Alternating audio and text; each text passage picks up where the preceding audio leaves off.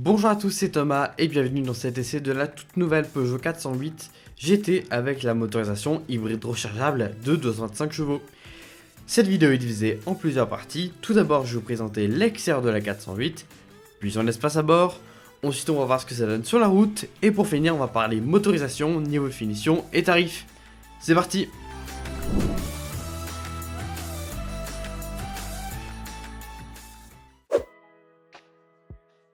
Pour commencer, vous allez retrouver le capot avec des lignes agressives et juste en dessous le nom du modèle. Si on continue juste en dessous, vous allez apercevoir une calandre plus large que la 308 avec des éléments de couleur carrosserie, avec au centre le nouveau logo de la marque. Juste à côté, vous allez voir les feux Matrix LED avec les crocs lumineux qui servent de feux de jour et de clignotants.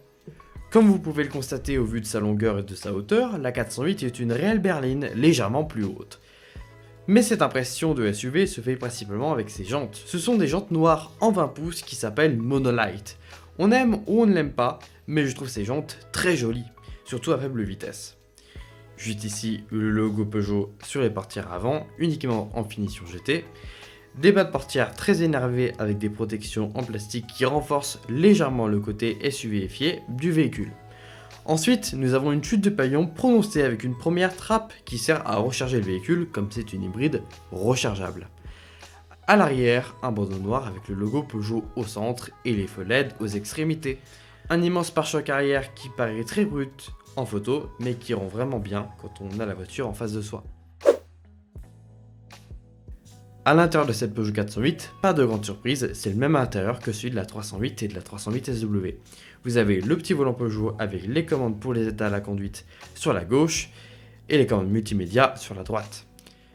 En face de nous, le Peugeot Cockpit de 3D de 10 pouces avec différentes personnalisations d'affichage.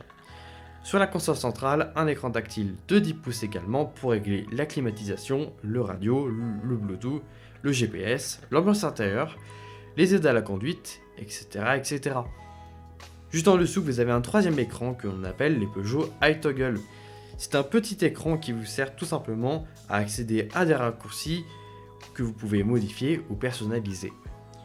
Sur la console centrale, on va retrouver également le bouton Start Engine pour démarrer le véhicule, le nouveau levier de vitesse et le bouton Drive Mode pour changer les modes de conduite. Juste à côté, le frein de parking, deux portes gobelets et un emplacement pour recharger votre téléphone ou le poser tout simplement. Globalement, on se sent bien à l'intérieur de cette Peugeot 408, on a de l'espace aux jambes, une hauteur sous plafond largement acceptable, même à l'arrière. Sur la route, la 408 se porte bien, on se sent vraiment comme dans une 308, c'est très agréable. En ville, le mode hybride et électrique est excellent, néanmoins, on pourrait demander un frein moteur plus prononcé pour recharger davantage les batteries électriques. Sur les routes de campagne et autoroutes, la voiture est stable, on a un bon comportement lors des conduites dynamiques, malgré que le châssis monte assez rapidement ses limites. Mais c'est normal, elle n'est pas faite pour ça.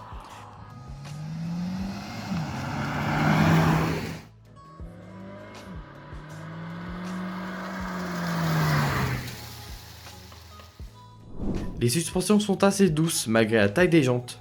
Côté maniabilité, la 408 s'en sort plutôt bien, même si l'on oublie très vite la longueur de la voiture, ce qui peut être un point faible lors des manœuvres de stationnement quand on prend le volant les premières fois. Vous avez trois modes de conduite sur cette nouvelle 408, vous avez le mode électrique qui va vous permettre de rouler en 100% électrique, vous avez le mode hybride qui va alterner entre le moteur électrique et le moteur essence. Vous avez un troisième mode de conduite qui est le mode sport. Celui-là, c'est le mode le plus poussé que vous pouvez retrouver sur la 408. C'est le mode qui va associer constamment le moteur électrique et le moteur essence pour vous donner le maximum de puissance et de sportivité. Maintenant, passons aux choses sérieuses. Parlons motorisation, consommation, finition, équipement et tarifs. Sur la 408, 3 moteurs sont disponibles. Un moteur 3 cylindres avec 1 litre de cylindrée et 230 chevaux. Un PHEV 180 avec un moteur essence 1 litre 6 4 cylindres 250 chevaux. Et le moteur de notre version d'essai qui est le PHEV 225 avec un moteur essence 1 litre 6 4 cylindres 280 chevaux. Elles sont toutes associées à une boîte automatique à 8 rapports. Il n'y a pas de boîte manuelle ni de motorisation diesel sur la 408. Si vous avez besoin d'une motorisation diesel, nous vous conseillons de vous renseigner sur la 308 et la 308 SW qui ont la même base technique que la 408 avec le même intérieur, mais qui propose une motorisation diesel 4 cylindres avec le 1.5 Blue HDI 230 chevaux. La liste des équipements sont actuellement affichés sur votre écran, ainsi que les tarifs constructeurs.